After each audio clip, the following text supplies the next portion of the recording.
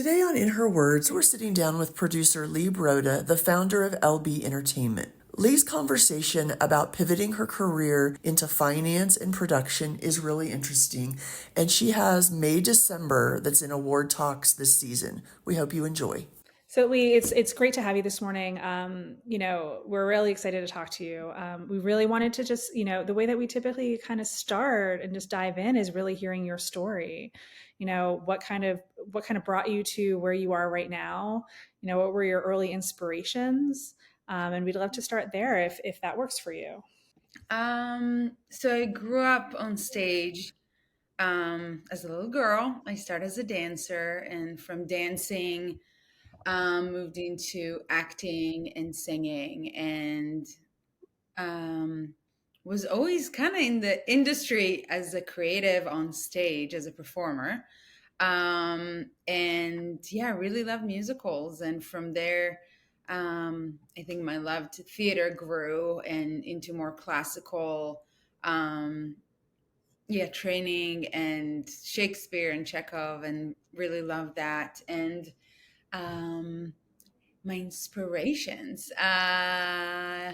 there were a lot. I think as a girl, I remember seeing a lot of stage performances and musicals and really falling in love with that. But I think it was more a lot of my inspirations at the time were singers, actually, and performers on stage. So I remember I was Celine Dion. I was like, I think in eighth grade, looking at Celine Dion, listening to her in my bedroom in Israel. And yeah, just really connected with um, how powerful music is, and words, and her performance, and emotional. And yeah, I think she was my one of my bigger inspirations as a kid.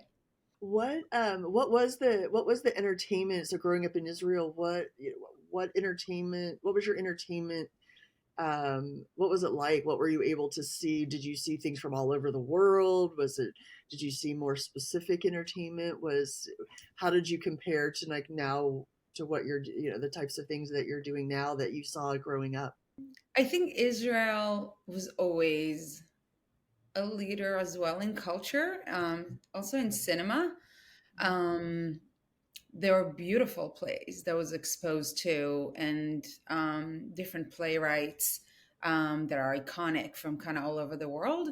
And there was few Israeli ones that are very iconic too. Hanoch Levin is one of them. I don't know if people are familiar with him, but he was translated to many languages. And but my first one was Peter Pan. It wasn't like anything brilliant. I think it was like six, and my mom took me to all these musicals. In Israel, I think part of the culture is every holiday.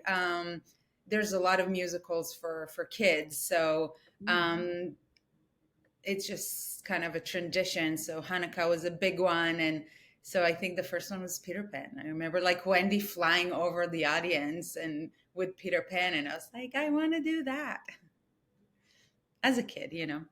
So in terms of, breaking into, film and different types of content formats, it's like what was the impetus? What was the first, kind of moment that you expanded, beyond Broadway, beyond the musicals, things along those lines where you said, this is what I want to do. Like what was that moment like for you?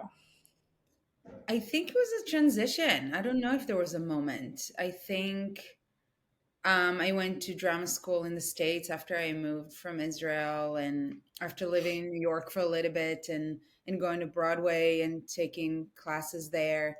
And I think the transition it was more like I want to tell stories, and it can be on stage, it can be on camera, it can be behind the scenes, because I was after school I started producing and writing, and um, but I don't know if there was a one moment that it was just like aha.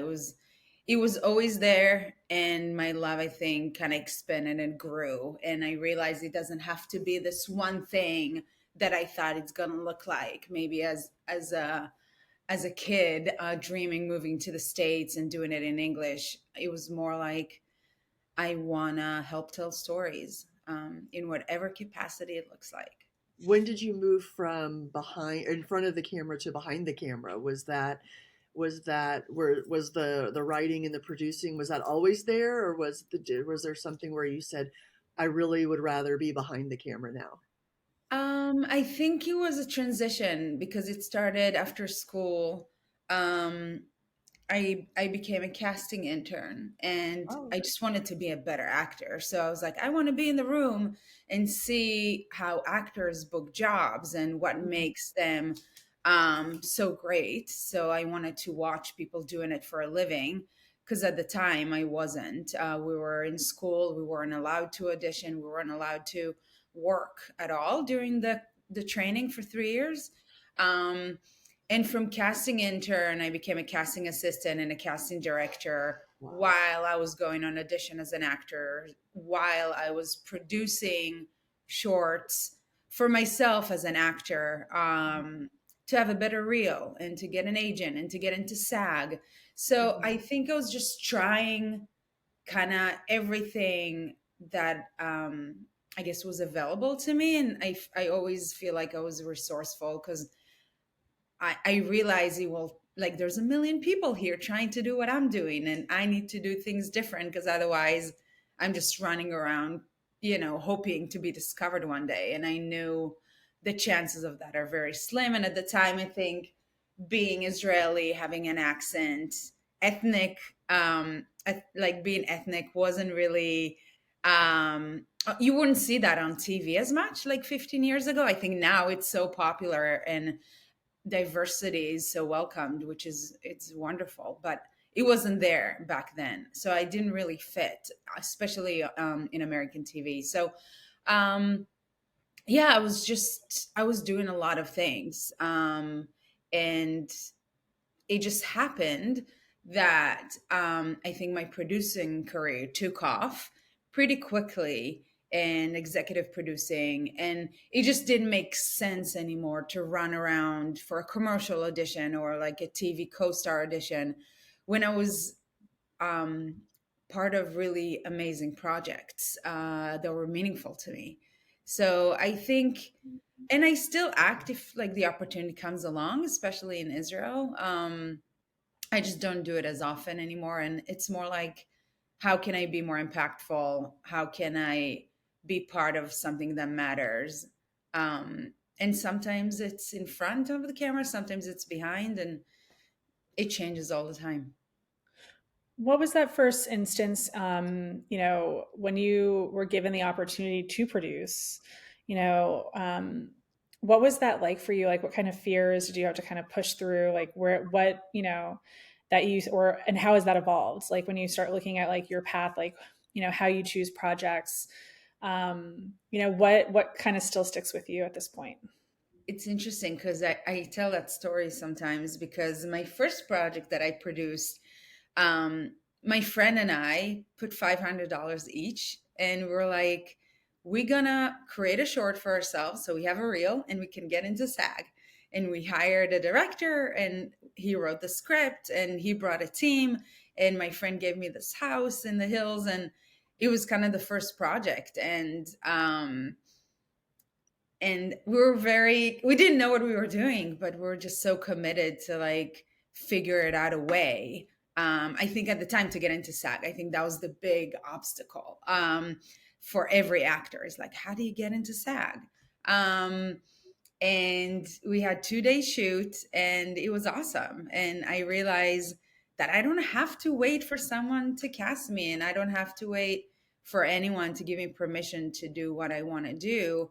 And it was also great to understand that it's about community, that there's so many people here that want to create, and how do you find your tribe and how do you find people to collaborate with.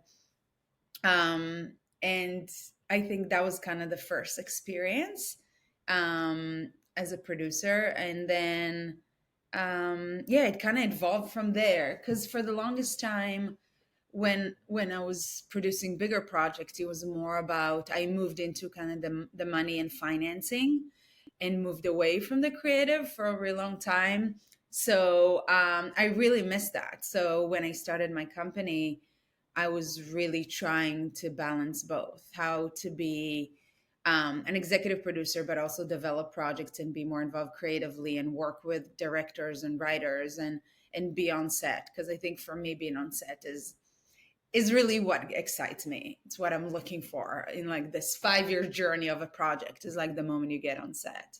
That's really a lot of self awareness to realize. Most people don't realize I can, I don't have to get permission from someone else. I can create a company, or I can lead a project. Um, it's decades and decades where they finally are like, wait, I don't need to ask for permission. So very self-aware to do that at such a young age, and so young in your, or starting in your career. Does that come from strong mentorship or a family, or have you always felt that kind of where you can go and do things on your own? So I think it's a combination because like my mom tells that story that I think when I was 3, they went to support group because I was too independent and they didn't know what to do with me as parents. And I think from there on, they kind of gave up. So I guess it's some qualities I was born with and just evolved. But honestly, I think because I moved here after the military in Israel, uh, and I felt behind because everyone in my class were like 17, 18, and I was 21, 22, and I already felt behind. And I think I also felt like I had so much to lose by leaving Israel and my family and my friends there and things that I loved. Um, and coming here and the sacrifice that I was like, I don't really have a choice. Like, I'm here and it needs to be worth it. So if for me it was just like I'm gonna figure it out, and I read a lot of books. I remember and listening to YouTube and interviews and going to workshops, and I was mhm, trying to really understand how people kind of made it happen here, like what are their stories. And I realized everyone has a unique story and nothing looks like the other. And I think for a long time I tried to follow a certain path of like, okay, I'm an actor and that's all I do. And I think I realized that's not really me. It's hard for me to not be active. I initiate as a person.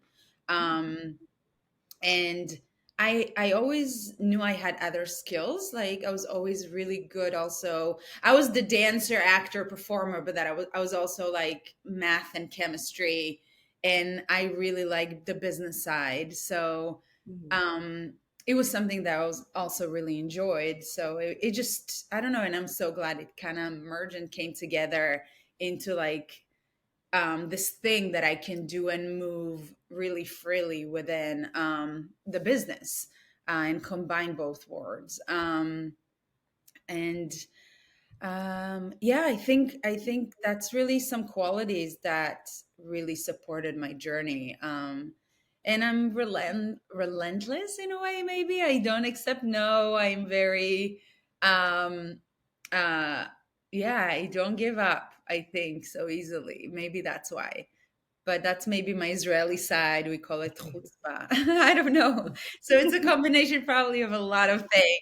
But I think the core of it, like if I'm honest, is just like I I realized I had no choice. Like it must happen and there's no other way. And I'll figure it out. So, in terms of how you started LB Entertainment, how did you come to the conclusion to start your own company? What was that journey like for you? So for the longest time, I think I was sitting with it for a while, because I really missed the creative, and I was working for a producer that taught me the whole kind of financing world and how to raise money and negotiate and do all that side of the business that I had no clue about.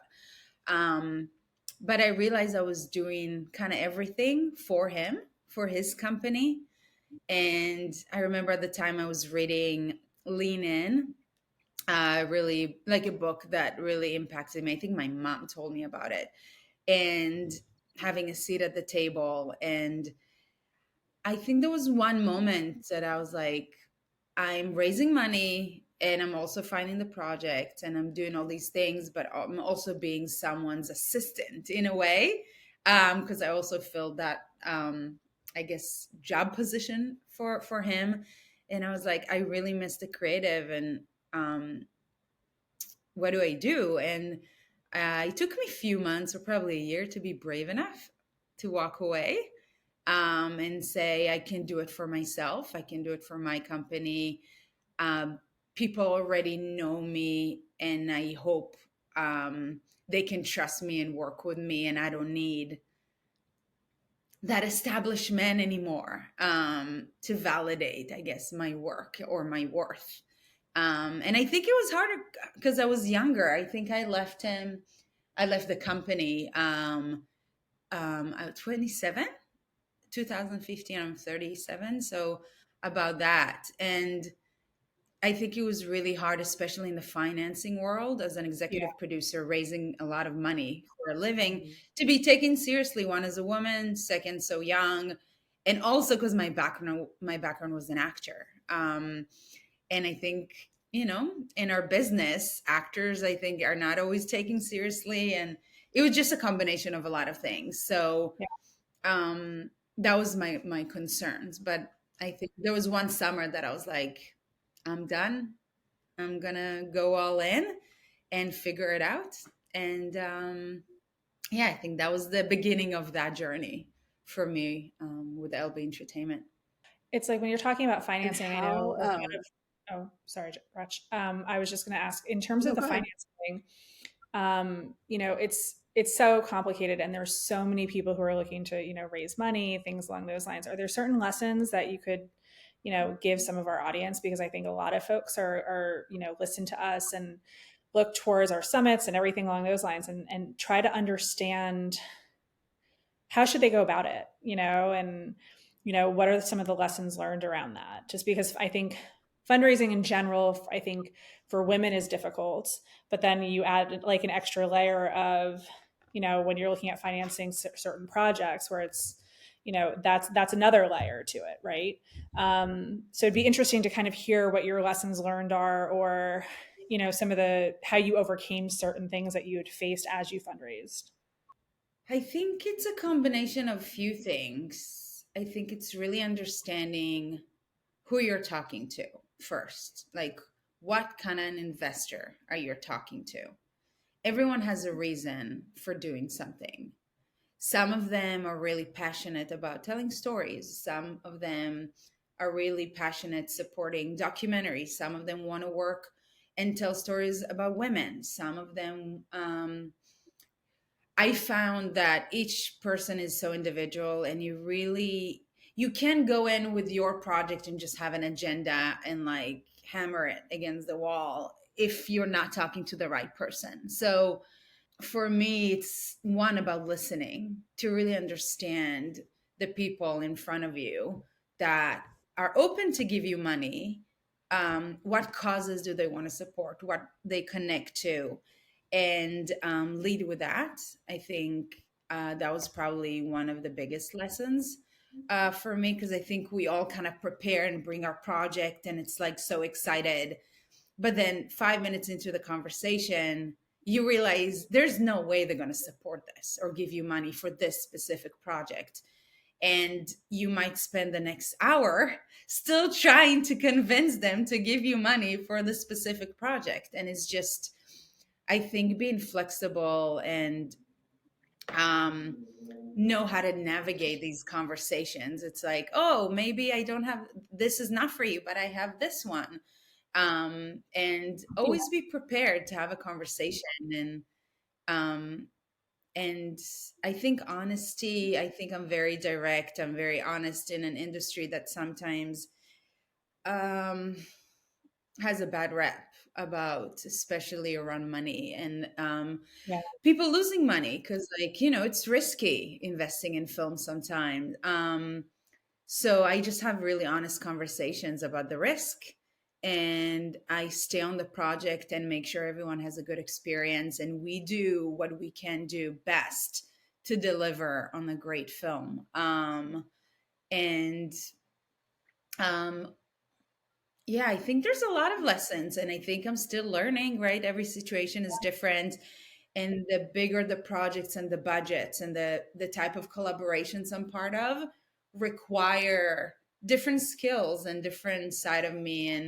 And I need to be better as well, right? Like who I am to the director, who I am to the investors, who I am to whoever I work with. And who I am as maybe a boss, even in if in my company. It's just I think it's we're always required to evolve and grow. So I think that's something that I keep working on too. Are you finding that you're looking for different types of investment pools, in terms of like private equity? Are they angels or individuals? I think Hollywood's kind of going through, film and television are kind of going through a little bit of a period right now in terms of funding. And I was just curious to know, as people are looking at funding projects, where should they, obviously, you have your secret sauce in terms of some of who you go to and so forth, but I'd be curious to know, are you finding new people trying to invest or break into the film world and the television world, and or the content world? Are you finding some areas are just not as successful? I always look for new investors and new collaborations, and people now introduce me to a lot of investors Okay. because you build a track record. Yeah. So, but I still very active about Yeah. finding new money for our projects because I make about 10 to 12 movies now a year. I was going to So say it's not, you're quite the slate right the now. more we do, yeah, the more we do, it just requires more support and more funding. Yeah. So, I think sometimes we have like five investors in one project. And so yeah, we all are looking Yeah. for money. I think that never is gonna not be It the never ends. case. um yeah, but I think like I'm saying, I'm very active about it. I go to film festivals, I meet people, I do Yeah. outreach, I do cold calls and emails like with my team. We do a lot of research. But we're becoming way more specific. um so now it doesn't take maybe a year to find the right person to say yes. It can be a phone call. Like I Yeah. remember the last project I'm part of, someone emailed me because someone mentioned my name, and they're like, "We had a bad experience on another film, but we hear that you have great projects. We would love to discuss what you guys are working on." And it was a call. I sent projects, and a week later, he made an offer on a movie. And I was like, okay, I spent the last like 10 years perfecting this moment. So it will be that quick and that easy. Fantastic. It's never really easy, right? But um, it's honestly, it's never really easy, but now it can happen really quick because I listen to what they need. I hear their experience, and I was like, I'm gonna make sure you have a different experience, and I'm gonna find what you're looking for. So it's just because we have maybe a bigger pool of projects we're part of, from development to production, Yeah. post production, and documentaries and film. It's easier sometimes to make these connections, but I know for filmmakers starting out and producers, especially, understanding how to get that money or even the first money in on a project is challenging. So I think if you are not the person that is attractive enough for investors yet, collaborate with a producer that is, or with a director, or with a writer, or with an actor. Find them. Like I went to Sundance. I told that story before too because I think um, it's important because that's kind of how I live. I think in general, and how I operate is I graduated from school and I really wanted to go to Sundance. I felt like I needed to be in an environment of people that are doing the things that I want to do. And I was broke and I couldn't afford to like live stay up in Park City. So I stayed with a friend in down in Salt Lake, and I rented this little Fiat because I'm Israeli and we had no idea of no concept of snow. So I was like, sure, I'll drive up this little Fiat in January in Utah. And I got stuck on the mountain and ended up sleeping on someone's floor, a friend, for 2 nights because I literally couldn't get off the mountain. Um, but I was there and I was in the room hearing about success stories and looking at people that were doing it and meeting people and standing in line. And it's really about putting yourself in situations that one can inspire you, in my opinion, um, and help you believe you can be that person too. Hearing success stories so you can, try different things, and also just expanding your community and who you know and who you can collaborate with. And yeah, and I still do that. Like even if I don't have a film at Sundance this year, I went there and it was successful. It's like I always remind myself, I'm like, if I leave any, a party or an event or a film festival with one new connection that I can make a movie with, it was worth it. So it's investing towards something that, will pay off later. So I don't know. That's my mentality about a lot of these things. Okay. I think Lee, you're the perfect definition of a producer with that creativity underlying, but you're driving with your business sense. That's really refreshing to hear. Just been listening to a lot of motivational speakers throughout the years and reading books and yeah, looking for mentors. I think I'm not inventing the wheel, I'm sure, for anyone, but I'm just trying to follow, people that have done it before and were successful. So I think that's what it is. Wait, how do you choose your projects? So it's different. For TV, it's always something that I generate. So if it's a book or an idea, I rarely jump on other people's projects in TV. It just because it takes so long and I really need to love it. And then in film, I think there's two ways for us to get involved. Either it's undeniable, like it's a script or a story that we're like, we have to figure out a way to be part of it, and it doesn't happen often. um, or someone pitched me something and I have this feeling of like I can help make it happen.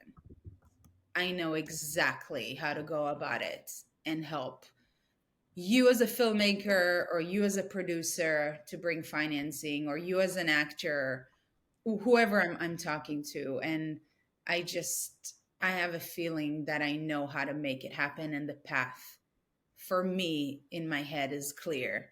Um, Even though it might not be that at the end, like what I thought it's going to look like might not happen. But um, I think it's a combination of instincts as well. But and I also try to diversify a little bit. Like we try to tell more stories about women with like women voices. I try to work with more female directors because I think for the first, I don't know how many years, I think 5, um, I realized I haven't made a single film with a female director when I was starting out. And I was like, me, like as lead that is so passionate about empowering women and inspiring, and I started to have this nonprofit called Women Creating Change, that I was putting together, and I was like, how am I not working with women, more women? And it didn't occur to me because us as women, I don't know, I didn't notice that. It was more like, how do how do I as a woman try to even be part of the conversation? It was always like a struggle for me to kind of break through, that I wasn't noticing that everyone around me were men. So I think we're also looking for that as well in projects. How did May December come to you? The agencies, they gave me a call and they said that they had this project and they gave me, I think, 48 hours Oh, wow. to get an offer in or something like that. I remember it was like so quick. But yeah, they were putting the financing together, and they had a lot of the elements, and I read the script. And even before I read the script, I was like, if I get to work with Natalie Portman and Todd and Julianne, Mhm. I'm gonna be like, that was a dream for me at the time. Just knowing their work and watching Carol and watching both Natalie and Julianne being such brilliant actors. And yeah, it was just like, I have to figure out a way.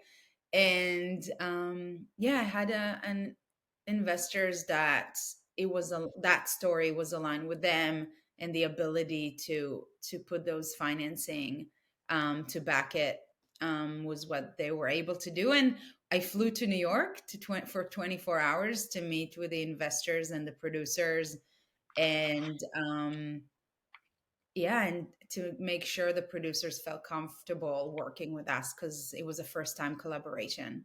So Oh. yeah, had to go on a plane for a day to make sure yeah, it worked out. But yeah, it was it's a great story, because like, it never happened that quick, but it was really like one of those that's like, I'm putting down whatever I have on my desk, and I was like, we're gonna have to figure out a way to make it happen.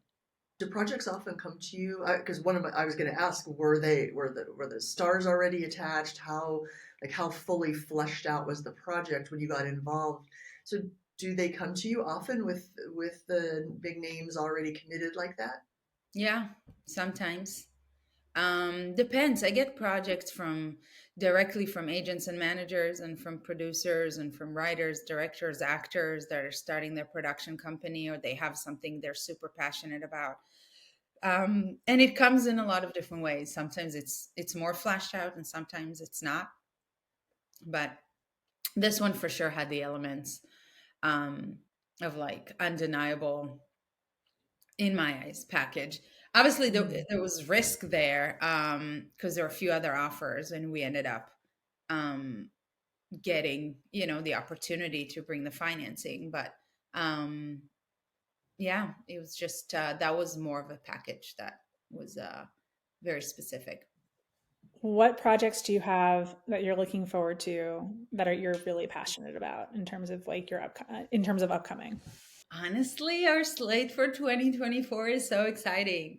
And I can talk about all of them, but Yeah. yet, because some of them are in production, and me as a person, I usually never talk about projects in development. Like, no one Okay. knows what I'm doing until it's announced, usually. Um, Unless I'm pitching it, obviously. It just because, like, I feel like things fall apart all the time for everyone. And Yeah. I don't like talking about things until they're really happening. And Hmm. from my experience, even That's when you fair. think it's gonna happen, until like you're on a plane going to set, or the money's in the bank, it's not really happening. But we just wrapped The Apprentice in Toronto. Can't talk about it too much, but obviously there's a lot of press around that, and it's just a story that I'm excited to be part of, and excited to work with the filmmaker, with Ali, and the actors. And that is one project we're very excited about. And we just announced The Housewife, um, which is actually a project that brought to me a few years ago. I worked with Robbie Brenner and Kevin on Call Jane, and Robbie just produced Barbie and is having an amazing moment in her career as well. And um, we've been trying to figure it out how to make this movie for the longest time, and I think this year will be the right timing. It's Naomi Watts and Ty Sheridan, and yeah, really great ensemble. Very excited about that project. And then going to London Saturday, tomorrow. Yeah, it's tomorrow. On another movie called The Thing with Feathers, that Benedict Cumberbatch is starring in. And he's producing, his company found the property and assembled a really beautiful creative team behind them. And it's a novel that was also a play, and now it's going to be adapted to screen. So it's a beautiful exploration of grief. So excited about that one as well. It's fantastic. We're so excited for you and everything to come. We're excited for all of your upcoming projects, and we'll be watching out for it. But we wanted to thank you so much for joining us today. And this has been such an informative, amazing conversation. It's like, I think that all of the wisdom that you've been able to dispense on this, in the past half hour, 40 minutes has been fantastic. And I think our audiences are really going to enjoy it, Lee. So thank you so much for joining us today. And we obviously will be looking out, and hopefully we can have you back after your 2024 slate is all announced, and we can talk about each one of your projects. Okay, I hope I'll have amazing things to share, but I feel like post-strike, everyone is having a moment, and yeah, I wish you guys luck as well. Thank you for having me. If you enjoyed this episode, subscribe and leave a review on Spotify and Apple Podcasts. To stay up to date with In Her Words, join the conversation by following Women in Entertainment on our social channels and subscribe to our weekly newsletter at womeninentertainment.com.